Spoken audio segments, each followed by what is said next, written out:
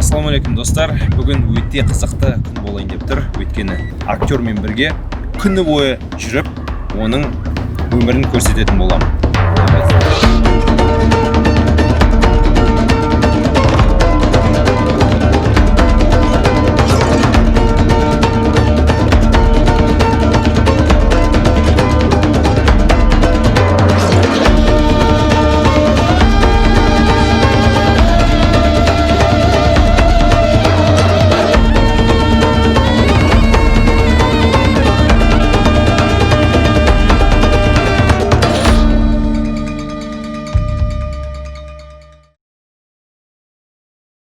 Біз Мақсат Сабитовтың үйіне келдік. Қазір таңғы 8. Оны ұйқыдан тұрғызамыз да үйшілермен танысатын боламыз. Қазір үйшілермен кіріп танысайық.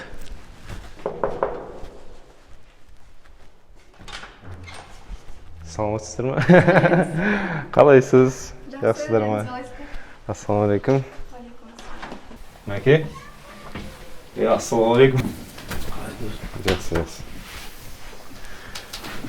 Дайынсың ба? Бірге бір күн өткізейік.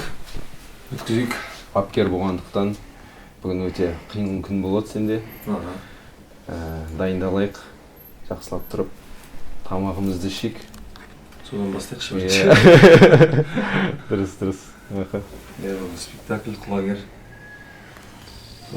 Жақсылап демалып, кешке күшімді жинап жатқам ғой. Дұрыс. Залға барайық. Театрыңды көрсет. Бүкіл өтеген күні бойы бірге өткізейік те. Жан жарым Айка Сабитова. Үлкен қызым Жанетта. Физматта оқиды, 5-ші сыныпта. Жанеттадан кейін қызым Наз. Наз 3-ші сыныпта оқиды. Просто Наз бар. Просто Наз. Неде тура мектеп, осы Ақкенттің ішіндегі мектепте оқиды. Одан кейін тағы бір қызым бар, Наркес деген. Ол сабақта. Мына жігіт Мұстафа деген біздің атыстарымыз, азаншымыз осы жігіт. Батыр. Әне, динозавр болып отыр. Нағыз байлық деген осы ғой. Мен ойлаймын, любой әйел адам енді өзінің жолдасын мақтайды ғой. Аты затына сай, мақсат қоятын болса, сол мақсатына жетуге тырысады. Барынша қолынан келгенше соны жасайды. Везде должен быть лидером. Даже қазір мысалға театрда да лидер. Өңкей барлық главный рөлдерді ойнап жүр ғой, енді өзім мақтан тұтамын.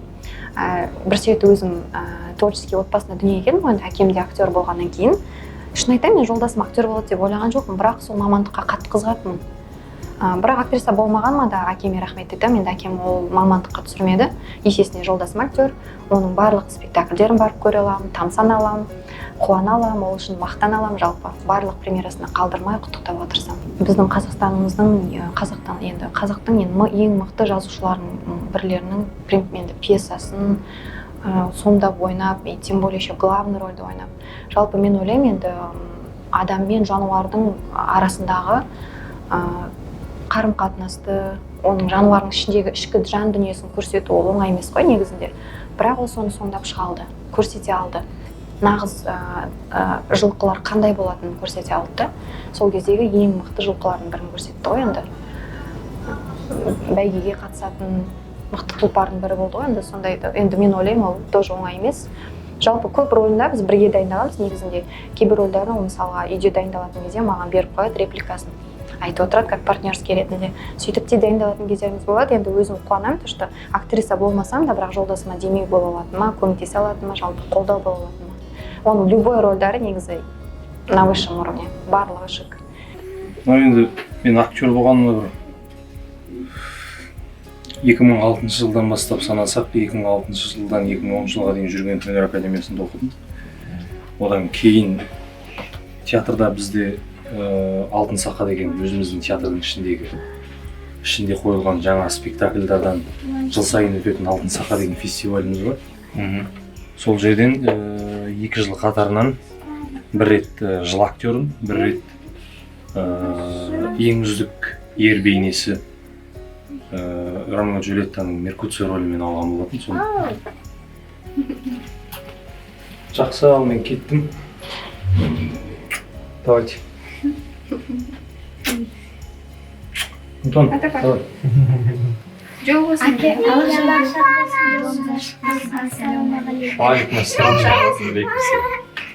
Барайыншы дейді, мен жұмысқа кеттім. Мен саған дәу динозавр әкеп бердім. Мусор салып келем я. Жақсы сау болыңыздар. Жақсыға сау болыңыздар.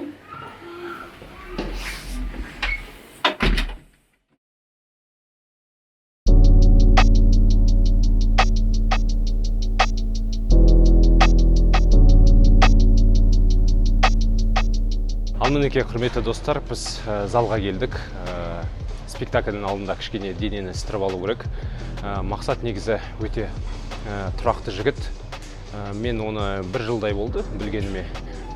Қазіргі уақытқа дейін әсіресе құлагердің дайындықтың алдында 5 ай бойы тоқтамай дайындалдық.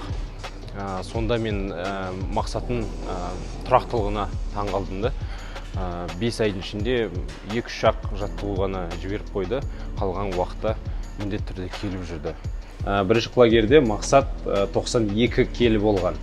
Сол формамен шыққан. Қазіргі уақытта 10 келідей салмақ тастады. Қазіргі форма енді қазір ұмытылып жатырмыз, енді алға қарай. Тағы бір қанша 7-8 келі қосу керек үстінен. Бірақ оған қарамастан уже бір айдың ішінде жақсы формаға келіп қалдық. Өздеріңіз көргендей, иықтар, қолдар, әсіресе кеудесі өте жақсы шыққан. Бұны жақсылап тұрып гриммен құлагерге шығарсақ, одан да әдемі болып көрінеді. Сонымен біз театрға жол тарттық.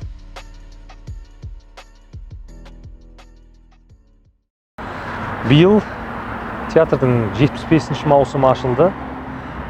Сол уақытқа қарап әрбір адам ойлана берсе болады, қанша жылдық тарихы бар бұл жерде, қаншама саңлақтар сахнада терін төгіп еңбек етіп өткен. Біздің Ғабекеңнің ескерткіші Ғабит Мүсірепов атындағы академиялық балалар мен жасөспірімдер театры. Осы театрға келдік. Қазір театрдың ішкі тыныс-тіршілігімен танысатын боламыз. Сол қызық болып тұр ғой бізге. Иә. Барып түсірейік, көрсетейік сіздерге. Кеттік, жүріңіздер.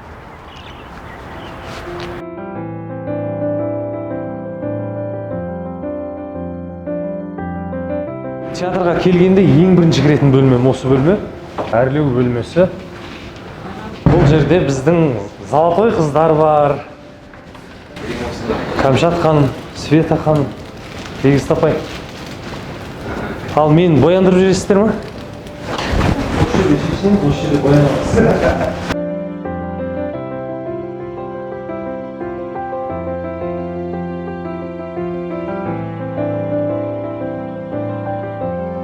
Бұл театрдың екінші қабаты. Мынаның барлығы әртістердің гримеркалары. Ар жақта костюмеріміз. Біздің апайларымыз, біздің бүкіл киімдерімізді осы кісілер қарайды, реттейді, жуады, үтіктейді.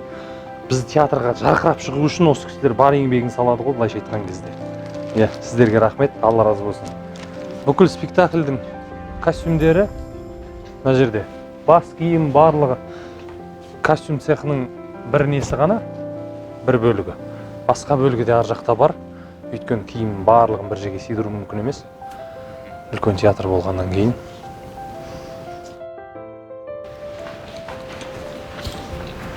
Міне, біздің гримеркамыз осындай. Осы гримеркаға келіп, басқа рөлдеріңе дайындалып, керек болса, уақытын болса, осы жерде бір сағат мызғып алып деген сияқты. Сондай өте актер үшін қолайлы нәрсе. Құлагердің киімін осы жерде, құлагердің киімдерін орайтын барлығына өзі бір 20 минуттай уақыт кетіп қалады. Бұйырса соны қазір киетін боламыз осы жерде.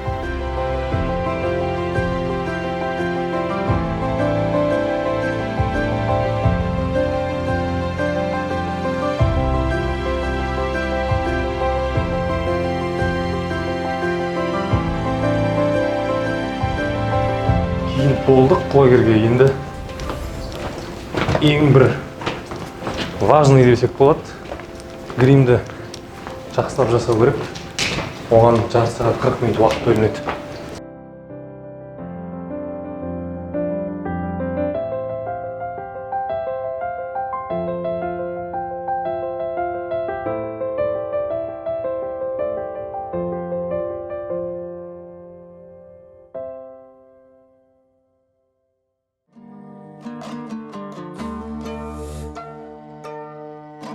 Құлагер ол қазақтың үлкен маңдайына бір жарқ етіп кеткен қазақ халқының үлкен шығармасы. Ілияс ағамыздың құлагер мен тек құлагер ат туралы емес түрде жырлағаны елдің тағдыры, елдің бостандыққа, егемендікке ұмтылған сондай бір алып шыққан жүрегі, дүрсілі, қасы, аттың тұяғының бәрі. Қазақтың жүйріктігін, жылқының жүйрігін салыстыру. Сонымен құлагер арқылы беріп отыр. Оған біз бақыттымыз, осындай спектакльде ойнап, соны енді халыққа танып көрсетіп жатырмыз.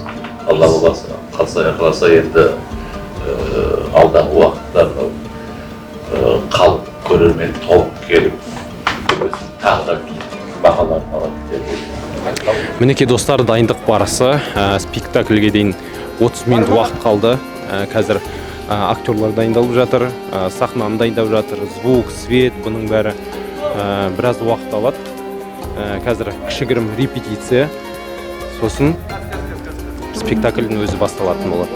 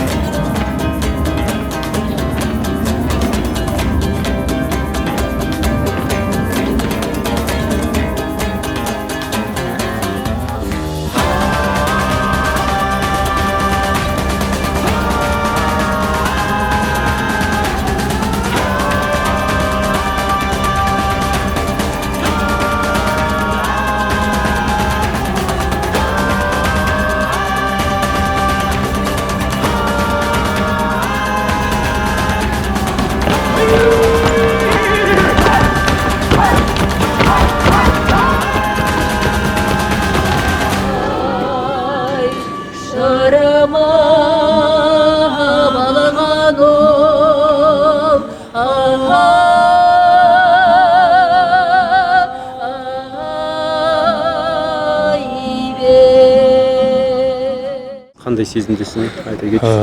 Қазір 2 минут қалды. 2 минут қалды басталуына. Әр құлагерге шыққан сайын, кез келген театрда, кез келген қойылымға шығатын кезде міндетті түрде актердің ішінде алай-дүлей қобалжу болады. Ол болу керек міндетті түрде. Сонда актер өзіне жауапкершілікті сезініп, рөлін жақсы алып шығады.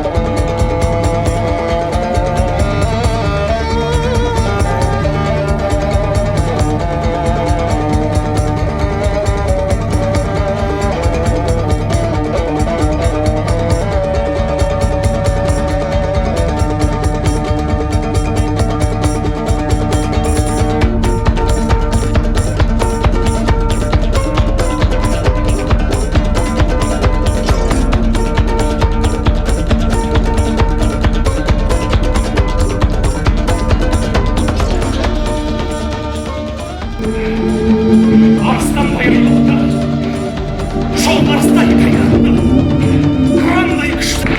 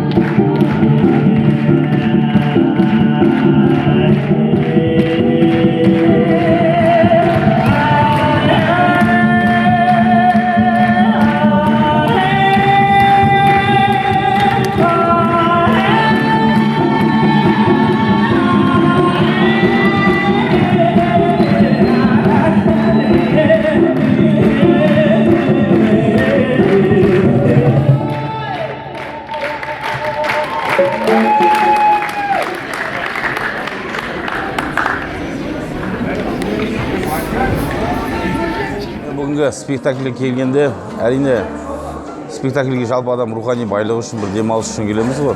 Карантин бітіп, енді әдемі болып келе жатқан кезең. Мен бұл спектакльден шыққанда бүгінгі әсері өте ерекше болды. Мына құлагерді ойнаған Мақсат мырза, жалпы қазақ жылқы малын, тұлпарды жақсы көріп өскен, сүйіп өскен халықпыз ғой. Керемет сомдады, сондай бір құлагердің кәдімгі шын бейнесін көргендей бір әсер алдық. Құрметті достар, бауырлар, біз бүгін кішкентай ғана бір өмірімізден үзінді, бір кішкентай ғана еңбегіміздің бір 0,1% болса да көрсетуге тырыстық. Сондықтан еңбек еткен адам жетеді. Еңбек ердің көркі, ер елдің көркі дейді. Сондықтан әсіресе ер адамдар, өзім қатарымдағы бауырларым, еңбектенейік, қазақтың өнерін, қазақтың жігіттерін әлемге танытайық. Сол үшін еңбектенейік, бәлкім қазір болмаса да 2 жыл, бәлкім 5 жыл, бәлкім 10 жыл, бәлкім 20 жылдан кейін бір қазақтың көк байрағын әлемге желбірететін бір сәт туып қалуы мүмкін. Сондықтан соның жолында кішкентай болса да еңбектен ешқашан үзбей талмай тәртіпті түрде еңбектену керек дегім келеді, және өзімді солай істеуге тырысам. Әмин, Алла жары болсын саған. Ал достар, сендер осы видеоға лайктарыңызды аямаңыздар, пікірлеріңізді жазыңыздар. Сіздердің пікірлеріңіз бізге үлкен мотивация. Сау болыңыздар.